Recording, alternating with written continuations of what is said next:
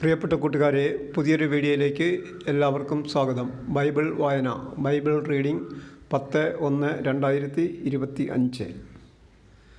വിശുദ്ധ മത്തായിയുടെ സുവിശേഷം 10-ാം അധ്യായമാണ് ഇന്ന് വായിക്കുന്നത്. 28 അധ്യായങ്ങളുള്ള വിശുദ്ധ മത്തായിയുടെ സുവിശേഷം ജനുവരി 1-ാം തീയതി മുതൽ വായിച്ചു തുടങ്ങി. ജനുവരി 28-ന് ഈ വായന പൂർത്തിയാകും എന്ന് പ്രതീക്ഷിക്കുന്നു. ഇന്ന് 10/1/2025. ഇന്ന് വായിക്കുന്നത് 10-ാം അധ്യായം. മത്തായി അധ്യായം 10. അപ്പസ്തോലന്മാരെ അയക്കുന്നു. അവൻ തൻ്റെ 12 ശിഷ്യന്മാരെ വിളിച്ചു അശുദ്ധാത്മാക്കളെ ബഹിഷ്കരിക്കാനും എല്ലാ രോഗങ്ങളും വ്യാധികളും സുഖപ്പെടുത്താനും അവർക്ക് അധികാരം നൽകി. ആ 12 അപ്പസ്തോലന്മാരുടെ പേരുകൾ: ഒന്നാമൻ പത്രോസ് എന്ന് വിളിക്കപ്പെടുന്ന ശിമയോൻ, അവൻ്റെ സഹോദരൻ ആന്ത്രയോസ്, സെബദിയുടെ പുത്രനായ യാക്കോബ്, അവൻ്റെ സഹോദരൻ യോഹന്നാൻ, പീലിപ്പോസ്, ബർത്തലോമിയോ, തോമസ്, ചുങ്കക്കാരൻ മത്തായി, ഹെൽപ്പയുടെ പുത്രൻ യാക്കോബ്, തദേവുസ്, കാനാൻകാരൻ ശിമയോൻ, യേശുവിനെ ഒറ്റിക്കൊടുത്ത യൂദാസ് സ്കറിയോത്ത. ഈ 12 പേരെയും യേശു ഇപ്രകാരം ചുമതലപ്പെടുത്തി അയച്ചു: നിങ്ങൾ വിജാതിയരുടെ അടുത്തേക്ക് പോകരുത്, സമരിയക്കാരുടെ പട്ടണത്തിൽ പ്രവേശിക്കുകയും അരുത്.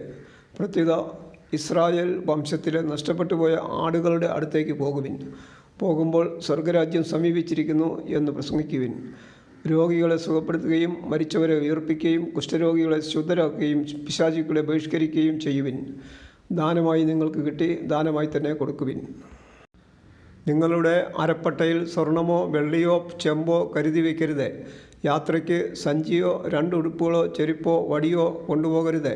വേല ചെയ്യുന്നവൻ ആഹാരത്തിന് അർഹനാണ്. നിങ്ങൾ ഏതെങ്കിലും പട്ടണത്തിലോ ഗ്രാമത്തിലോ പ്രവേശിക്കുമ്പോൾ അവിടെ യോഗ്യതയുള്ളവൻ ആരെന്ന് അന്വേഷിക്കുകയും അവിടം വിടുന്നതുവരെ അവനോടുകൂടെ താമസിക്കുകയും ചെയ്യുവൻ. നിങ്ങൾ ആ ഭവനത്തിൽ പ്രവേശിക്കുമ്പോൾ അതിന് സമാധാനം ആശംസിക്കണം. ആ ഭവനം അർഹതയുള്ളതാണെങ്കിൽ നിങ്ങളുടെ സമാധാനം അതിൽ വസിക്കട്ടെ.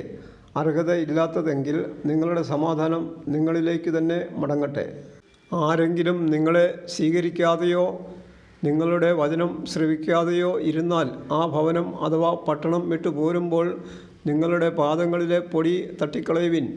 വിധി ദിവസത്തിൽ ആ പട്ടണത്തേക്കാൾ സോദോം ഗൊമോറ ദേശങ്ങൾക്ക് കൂടുതൽ ആശ്വാസമുണ്ടാകുമെന്ന് സത്യമായി ഞാൻ നിങ്ങളോട് പറയുന്നു. പീഡകളുടെ കാലം ചെന്നായ്ക്കളുടെ ഇടയിലേക്ക് ചെമ്മരിയാടുകളെ എന്ന പോലെ ഞാൻ നിങ്ങളെ അയക്കുന്നു. അതിനാൽ നിങ്ങൾ സർപ്പങ്ങളെപ്പോലെ വിവേകികളും പ്രാവുകളെപ്പോലെ നിഷ്കളങ്കരുമായിരിക്കുവിൻ.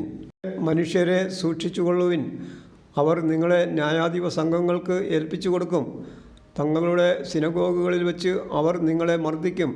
നിങ്ങൾ എന്നെപ്രതി നാടുവാഴികളുടെയും രാജാക്കന്മാരുടെയും സന്നിധിയിലേക്ക് നയിക്കപ്പെടും. അവിടെ അവരുടെയും വിജാതിയരുടെയും മുമ്പാകെ നിങ്ങൾ സാക്ഷ്യം നൽകും. അവർ നിങ്ങളെ ഏൽപ്പിച്ചു കൊടുക്കുമ്പോൾ എങ്ങനെ പറയണമെന്നോ എന്തു പറയണമെന്നോ നിങ്ങൾ ആകുലപ്പെടേണ്ട. നിങ്ങൾ പറയേണ്ടത് ആ സമയത്ത് നിങ്ങൾക്ക് നൽകപ്പെടും. എന്തെന്നാൽ നിങ്ങളല്ല, നിങ്ങളിലൂടെ നിങ്ങളുടെ പിതാവിൻ്റെ ആത്മാവാണ് സംസാരിക്കുന്നത്. സഹോദരൻ സഹോദരനെയും പിതാവ് പുത്രനെയും മരണത്തിന് ഏൽപ്പിച്ചു കൊടുക്കും. മക്കൾ മാതാപിതാക്കന്മാരെ എതിർക്കുകയും അവരെ വധിക്കുകയും ചെയ്യും. എൻ്റെ നാമം മൂലം നിങ്ങൾ സർവ്വരാലും ദേഷിക്കപ്പെടും. അവസാനം വരെ സഹിച്ചു നിൽക്കുന്നവൻ രക്ഷപ്പെടും. ഒരു പട്ടണത്തിൽ അവർ നിങ്ങളെ പീഡിപ്പിക്കുമ്പോൾ മറ്റൊന്നിലേക്ക് ഓടിപ്പോകുവിൻ.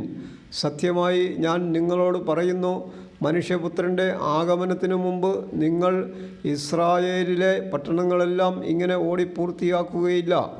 ശിഷ്യൻ ഗുരുവിനേക്കാൾ വലിയവനല്ല, ഭൃത്യൻ യജമാനനേക്കാൾ വലിയവനല്ല. ശിഷ്യൻ ഗുരുവിനെപ്പോലെയും ഭൃത്യൻ യജമാനനെപ്പോലെയും ആയാൽ മതി. ഗൃഹനാഥനെ അവർ ബേൽസെബൂൽ എന്ന് വിളിച്ചെങ്കിൽ അവൻ്റെ കുടുംബാംഗങ്ങളെ എന്തു തന്നെ വിളിക്കുകയില്ല. നിർഭയം സാക്ഷ്യം നൽകുക. നിങ്ങൾ അവരെ ഭയപ്പെടേണ്ട. എന്തെന്നാൽ മറഞ്ഞിരിക്കുന്നതൊന്നും വെളിപ്പെടാതിരിക്കുകയില്ല, നിഗൂഢമായിരിക്കുന്നതൊന്നും അറിയപ്പെടാതെ ഇരിക്കുകയുമില്ല. അന്ധകാരത്തിൽ നിങ്ങളോട് ഞാൻ പറയുന്നവ പ്രകാശത്തിൽ പറയുവിൻ. ചെവിയിൽ മന്ത്രിച്ചത് പുരമുകളിൽ നിന്ന് ഘോഷിക്കുവിൻ. ശരീരത്തെ കൊല്ലുകയും ആത്മാവിനെ കൊല്ലാൻ കഴിവില്ലാതിരിക്കുകയും ചെയ്യുന്നവരെ നിങ്ങൾ ഭയപ്പെടേണ്ട. മറിച്ച് ആത്മാവിനെയും ശരീരത്തെയും നരകത്തിനിരയാക്കാൻ കഴിയുന്നവനെ ഭയപ്പെടുവിൻ. ഒരു നാണയത്തുട്ടിന് 2 കുരുവികൾ വിൽക്കപ്പെടുന്നില്ലേ? നിങ്ങളുടെ പിതാവിൻ്റെ അറിവ് കൂടാതെ അവയിലൊന്നുപോലും നിലംപതിക്കുകയില്ല. നിങ്ങളുടെ തലയിലെ ഓരോ മുടിയുടെയും എണ്ണപ്പെട്ടിരിക്കുന്നു. അതിനാൽ ഭയപ്പെടേണ്ട. നിങ്ങൾ അനേകം കുരുവികളേക്കാൾ വിലയുള്ളവരാണല്ലോ.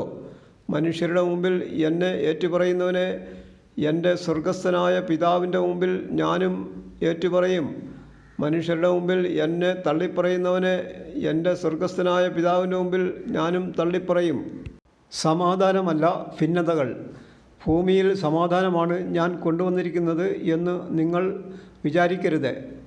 സമാധാനമല്ല, വാളാണ് ഞാൻ കൊണ്ടുവന്നിരിക്കുന്നത്. എന്തെന്നാൽ ഒരുവനെ തൻ്റെ പിതാവിനെതിരായും മകളെ അമ്മയ്ക്കെതിരായും മരുമകളെ അമ്മായിയമ്മയ്ക്കെതിരായും ഭിന്നിപ്പിക്കാനാണ് ഞാൻ വന്നിരിക്കുന്നത്. സ്വന്തം കുടുംബത്തിൽപ്പെട്ടവർ തന്നെയായിരിക്കും ഒരുവൻ്റെ ശത്രുക്കൾ. എന്നെക്കാളധികം പിതാവിനെയോ മാതാവിനെയോ സ്നേഹിക്കുന്നവൻ എനിക്ക് യോഗ്യനല്ല. എന്നെക്കാളധികം പുത്രനെയോ പുത്രിയെയോ സ്നേഹിക്കുന്നവനും എനിക്ക് യോഗ്യനല്ല. സ്വന്തം കുരിശെടുത്ത് എന്നെ അനുഗമിക്കാത്തവൻ എനിക്ക് യോഗ്യനല്ല. സ്വന്തം ജീവൻ കണ്ടെത്തുന്നവൻ അത് നഷ്ടപ്പെടുത്തും. എന്നെ പ്രതി സ്വന്തം ജീവൻ നഷ്ടപ്പെടുത്തുന്നവൻ അത് കണ്ടെത്തും. പ്രതിഫല വാഗ്ദാനം. നിങ്ങളെ സ്വീകരിക്കുന്നവൻ എന്നെ സ്വീകരിക്കുന്നു. എന്നെ സ്വീകരിക്കുന്നവൻ എന്നെ അയച്ചവനെ സ്വീകരിക്കുന്നു. പ്രവാചകനെ പ്രവാചകനായി സ്വീകരിക്കുന്നവന് പ്രവാചകൻ്റെ പ്രതിഫലവും നീതിമാനെ നീതിമാനായി സ്വീകരിക്കുന്നവന് നീതിമാൻ്റെ പ്രതിഫലവും ലഭിക്കുന്നു. ഈ ചെറിയവരിൽ ഒരുവന് ശിഷ്യന് എന്ന നിലയിൽ ഒരു പാത്രം വെള്ളമെങ്കിലും കൊടുക്കുന്നവന് പ്രതിഫലം ലഭിക്കാതിരിക്കുകയില്ലെന്ന് സത്യമായി ഞാൻ നിങ്ങളോട് പറയുന്നു.